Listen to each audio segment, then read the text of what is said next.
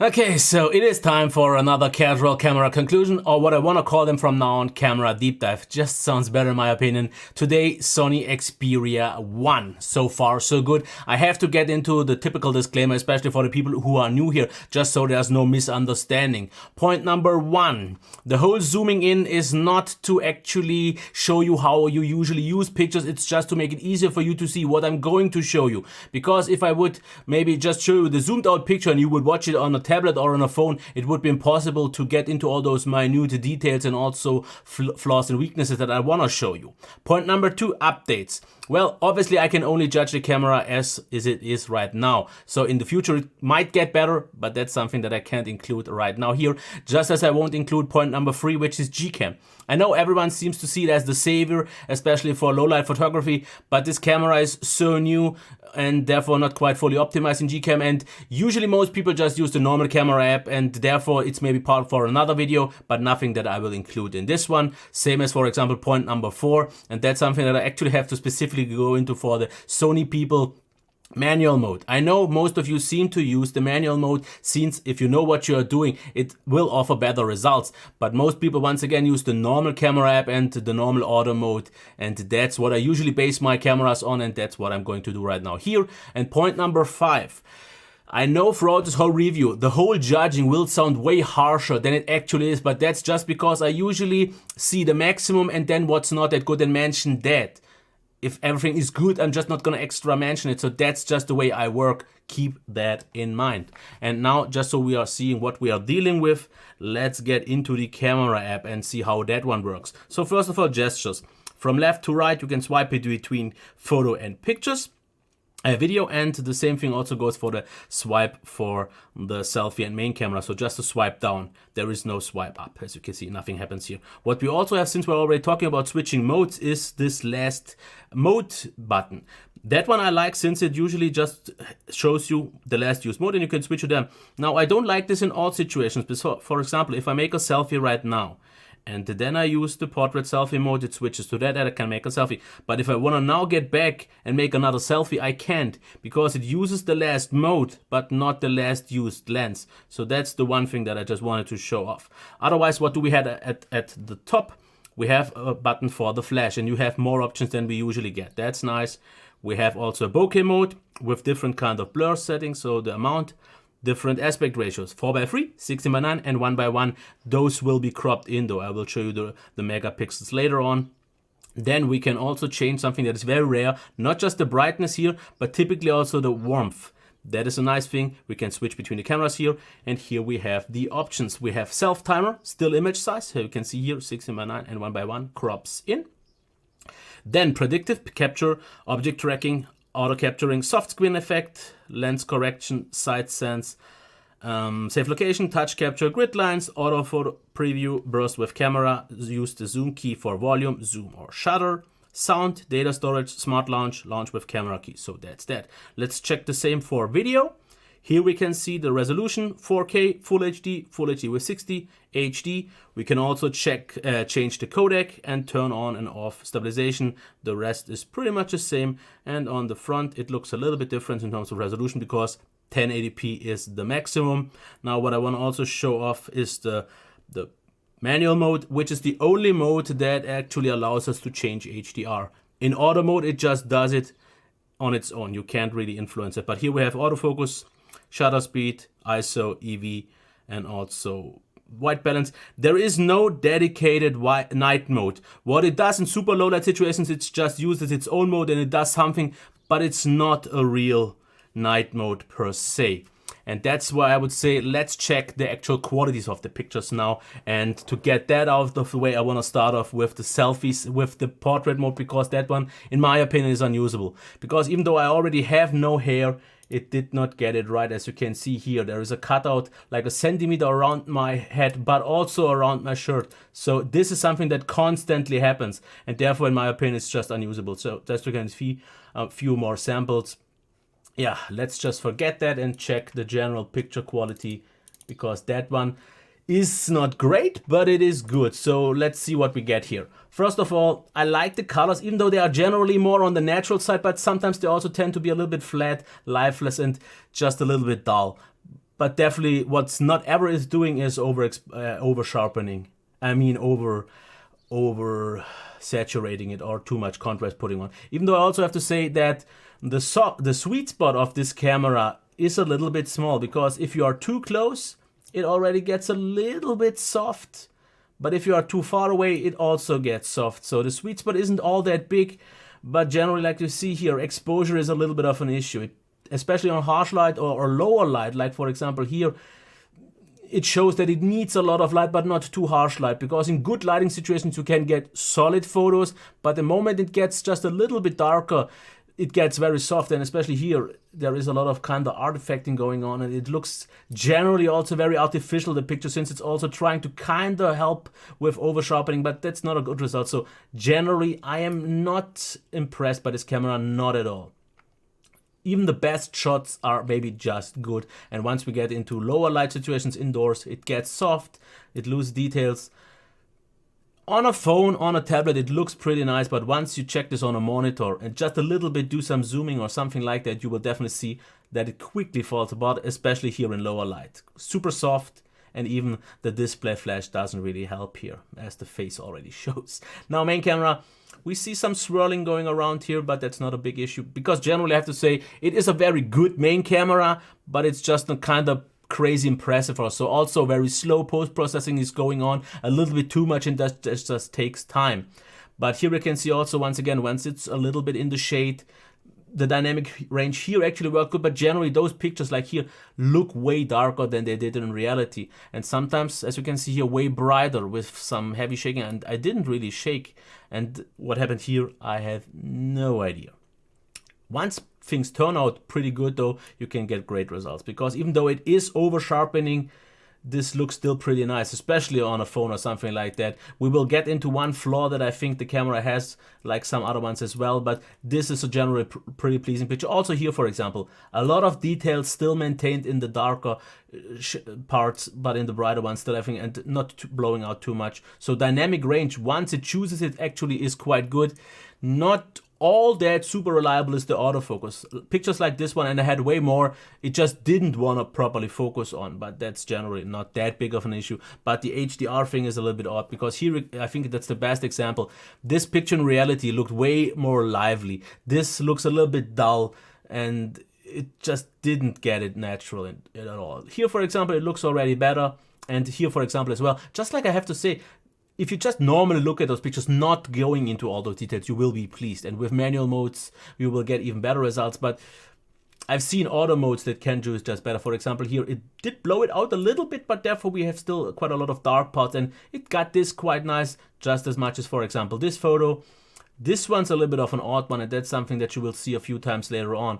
But sometimes, even though there was no wind movement at all, this got washed out, and it happens a few times also. Now, this is the picture. So a little bit closer up, you can see nice amount of details, and everything looks nice with a nice bokeh. But once we actually now get a little bit closer, you can see one thing that I don't like so much. It's this odd oil painting effect. So the whole bokeh looks a little bit fake, and that's something that you will see in the picture, but most times won't even really know what exactly it is. But for example, if you go even closer, you can see this odd swirling around, so it looks very odd. Here, once again, not visible. Here, looks super nice. Also here, but once again, here it gets visible that there is some artificial post-processing going on that, even though we have natural colors, takes away from that natural feel of or look of the photo. Once again, looks nice.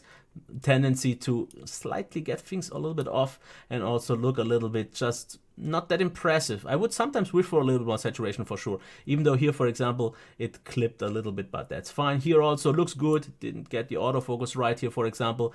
But if you just slightly move the angle, this is just way too dark. No details here, and it was generally way brighter. Okay, now let's talk about zoom. This is the normal picture, and this is the one with the zoom. Let's take these two side by side and see how good it actually works. And as you can see, if we fully zoom out the left picture, which is the normal one, and now do the same with the right one, you can see it definitely maintains a little bit more sharpness. Now, I personally think that a 2x zoom isn't really that helpful in normal use, but in some situations it can be. Now, the wide angle cam, actually I like a lot because good sharpness here, good amount of detail, but with a heavy fisheye lens look. The normal one, once again, looks nice. And the zoom here not so much, and especially if we take a look at the last two ones here, you can see if we zoom out so we can see this completely, it gets already a little bit less detail, but if we do the same size about here, it doesn't really look any better. So in some situations it does, but generally I would say just take a normal picture, crop in, and the result will be just as good. Here once again the heavy fisheye lens look, something that a few people think is looking a little bit cheap, but it has a distinctive look to it. And once again, something that I want to show off with the normal lens and the zoom lens.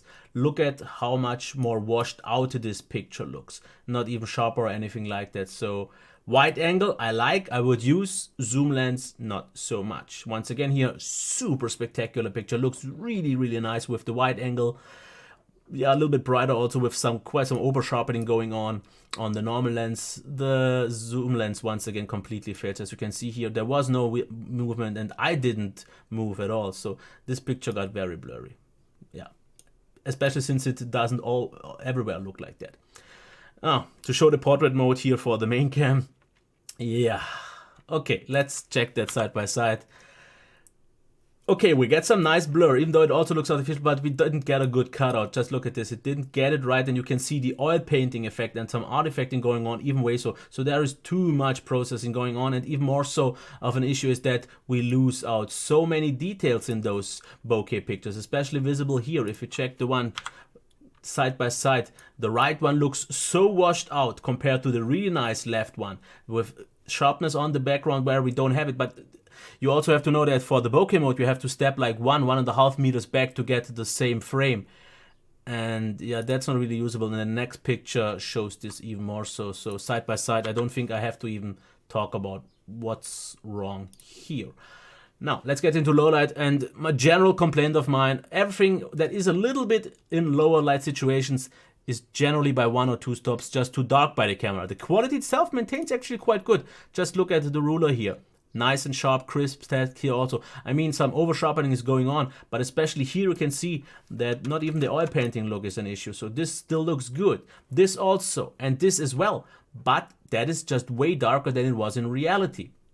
Here, for example, yeah, I like the sharpness, I like the amount of details, I like the dynamic range here, and it definitely usually also in different kind of lighting situations, if it's artificial light or natural light, gets the white balance really good. So that is something that I like. It's just barely in lower light situations where it gets a little bit too warm, but generally this is a pleasing picture.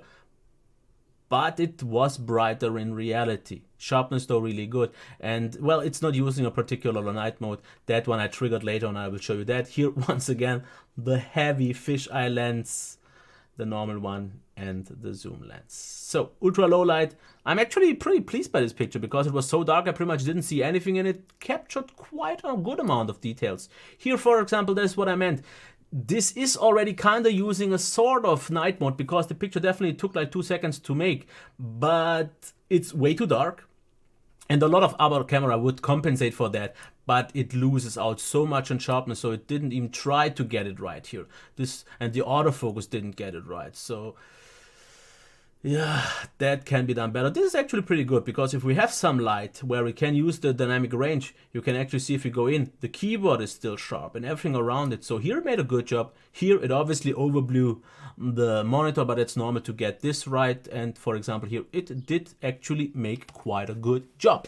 So what I'm going to do now is I'm going to summarize everything for the people who didn't watch the whole part, and I'm just gonna read it off so it's a little bit quicker, and later on I will talk about video and show you those unedited videos just so you can see that for yourself. Okay, so let's start with the selfie once again. Bokeh mode isn't good, the cutout is just bad, not usable at all, and generally those pictures, I have to just say, look a little bit artificial and a little bit washed out with some heavy post-processing going on.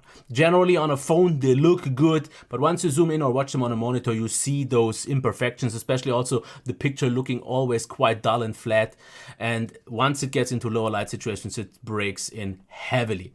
Main camera, generally very natural colors with a tendency to look a little bit pale, but what it never does is it never uses too much contrast or too much saturation, which can be a good or a bad thing, especially if you want those over lively pictures. This is something that you won't get at all on the Samsung camera and on the Sony camera. Pictures in shadows, generally a little bit too dark, and sometimes also a little bit too warm, but it's fine. And the exposure, I mean, it's just a little bit off in my opinion. And once again, also here some over sharpening and too much post-processing going on.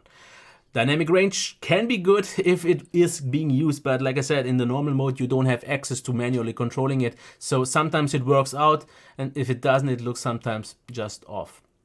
Yeah, and yeah. Okay. If you zoom in, you can see the oil painting effect. If you don't zoom in, that's not something that you will notice. The only thing that you sometimes might see, therefore, is this kind of odd artificial look, because the blur just doesn't sometimes look natural. Two times zoom is good in some situations, but in actually more than fewer situations it was actually worse. So I wouldn't really use it, but I really like the wide angle cam. Good quality, even though on heavy fisheye. Look, bokeh mode for the main cam also not usable, very washed out and everything like that. And then a few extra things to be mentioned. Autofocus, not really an issue, but especially sometimes close up with not that much contrast in the background, so it just didn't get it at all. The camera app is also pretty slow. You see some heavy post-processing going on, so compared to the competition, it's still a slower camera. And the controls, especially when you're switching from portrait mode to the normal mode, it just doesn't stick on the front camera, which is a little bit sad to see. Low light, generally, actually very detailed and sharp if it's not too dark. But the picture itself generally is too dark. And since we don't have a night mode, we get into those super low light situations, then it completely breaks apart. And the focus there has even more so issues. Now, let's get to the video. Let me summarize that real quick before you can see those samples. Only 1080p. Pretty soft, but also kind of artificially over-sharpened again, and it needs a lot of light for the best possible results, which even then are just good. The quality in low light, completely falls apart. Stabilization I actually like, because there is a heavy crop, and in my vlog kind of video, you will see that fully stretched out. I just barely got my head onto it, but there is no real big wobble, there is no kind of motion blur, and it feels very natural. So I really like the stabilization here, even though even without, it actually doesn't seem to make a huge impact. Also, once again here, the exposure is a little bit flaky. The viewfinder, I have to just mention that, is for some reason very low res and low quality. So sometimes when I'm not sharp, I don't even see that, because the viewfinder picture is just so low quality. Colors, once again, look a little bit more pale than anything, but the microphone quality I really liked. Now, main video, we have some things. 4K 60 is not one of those, but we also have no time limit for the recording, maybe unless the heat kicks in. But I have to also say that I made like 4 or 5 or 6 videos that were altogether like more than half an hour long, and it didn't overheat. It didn't really have any issues, besides one thing that I'll go into the second. But what we unfortunately don't have is a wide angle for video. We have a 2x zoom, but in my opinion, it must be a software zoom, because the switch is going on too quickly and it looks pretty much the same, just like zoomed in. So not a real zoom, but still. There is also no big difference between stabilizer on and off, which is a good sign, because even normally, if you just have especially very steady hands, it maintains very nice and it's very natural. But I have to also say that the stabilization itself is a very weak one, especially coming from the past on Sony, where they had like this almost gimbal-like one. I like the more natural look, but sometimes it can be a little bit too shaky, because what I've noticed, especially when I made the samples in the forest, that the viewfinder was once again very low res, but it was also very, very choppy. And those choppiness, even though the camera wasn't hot at all or something like that, was sometimes even visible in the video with the stabilization being turned on. So I'm not quite sure what's the reason for that. And with the stabilization, there is a bigger delay, but that's normal. But generally, I have to say about the video, especially you will see this on the sample in the garden. Very crisp video, also sharper than maybe it should be, but it looks very natural in this case. Also the autofocus, very smooth, very natural. That it does a good job when it doesn't have an issue, but that's normally another thing. But generally a top look and amount of details in those videos. So just in terms of video quality in that regard, 5 stars, but why not? I'm gonna tell you later on. The 2x zoom I mentioned, and 1080p 60. for some reason looks heavily oversharpened and just a little bit too unnatural, which brings me to my rating. Selfies get 4 stars, and I'm not being too harsh here. I just don't like the look of it. Not because of the colors or anything, but there is this kind of amount of detail and sharpness and the whole overall thing, especially also with the bad bokeh mode, that just isn't good.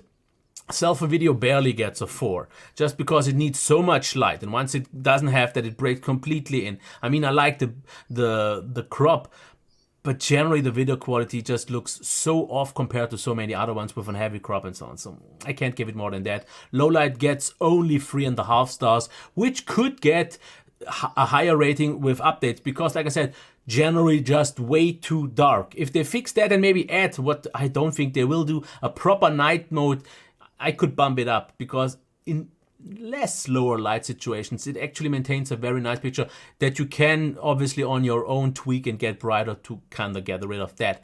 Main also only 4.5 stars. I mean, it's almost a 5 stars, but I mean, it has a great or a very good wide angle camera, but not a good zoom camera. And it's just not something special. You don't have enough flexibility in those pictures, because HDR you can't control in auto mode. You can't really control the saturation or anything like that. And usually it's really for people who want something more natural than anything else. So I'm not impressed by the camera as a main thing. It could get better, but knowing Sony from the past, yeah. Main video, like I said, in terms of quality on its own, 5 stars, but I can't give it because of that, since the EIS or the stabilization is generally a little bit too weak. There was this choppiness going on, the viewfinder very low res, you don't really always see what's actually sharp and so on. Autofocus, minor issues, but all these smaller things, especially since there's also no 4K 60 or so, are enough just so I can't give it quite the full 5 stars. And the same thing for the microphone, but I never given 5 stars for a microphone, so that's it. So generally I have to say that I have to actually say, especially for the price, disappointed by the camera. It does a very good job, and for most people it will be more than fine, but if you pay so much, I don't think it's anywhere near a flagship camera. Selfie, way too weak. The whole front camera, the main camera, smaller weaknesses that you obviously could get rid of, and then you would get, I think, pretty easily 5 stars with the manual mode or maybe with Gcam and so on. But as it is right now, they have quite a lot of work to do. And I don't think it will actually happen knowing them from the past. But that's just that. And now I'm going to leave you off with the footage, with the videos. Bye.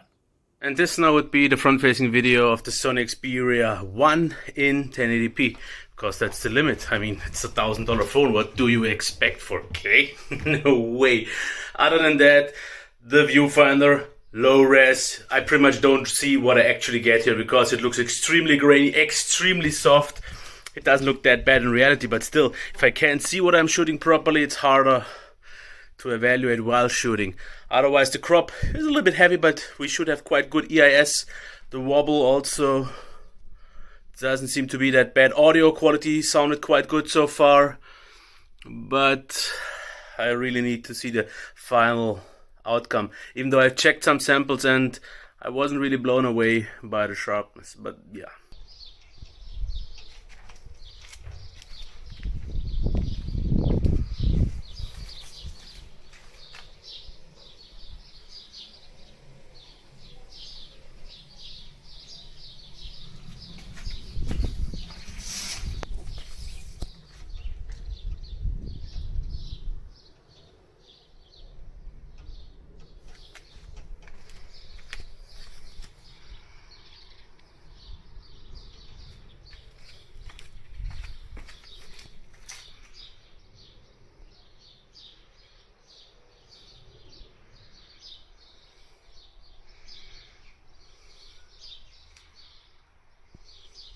.1080p, not stabilized. Holding it with 2 hands. Viewfinder once again, super blurry. I can't see what's sharp and what's not. But also looks pretty stabilized. Once again, have to check on the monitor. But it's a very bumpy road.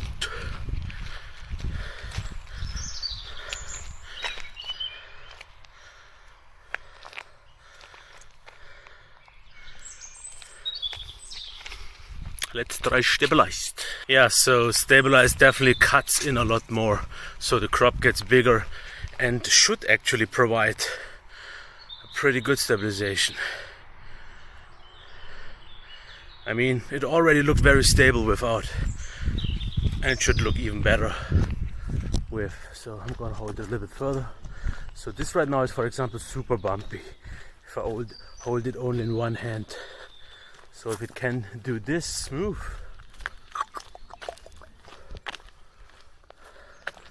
it's using two hands, which is so much more stable. But then you have quite a big crop.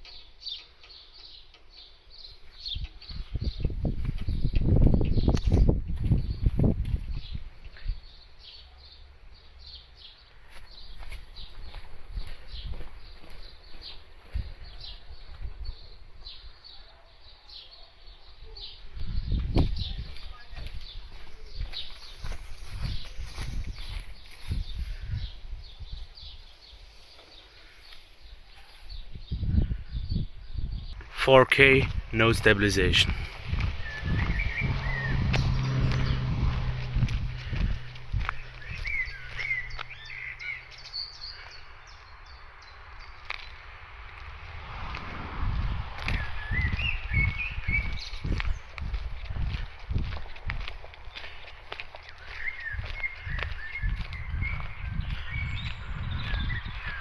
Actually looks on the viewfinder quite heavily stabilized. Gonna check stabilized now. Now 4K stabilized.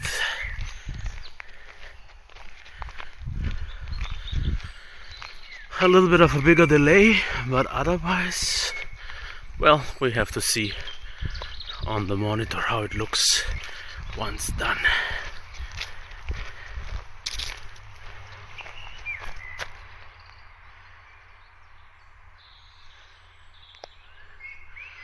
Definitely very choppy on the viewfinder and super low res.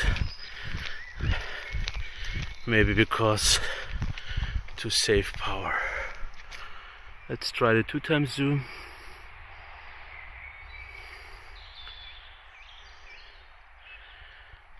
Looks a little bit like software zoom to me.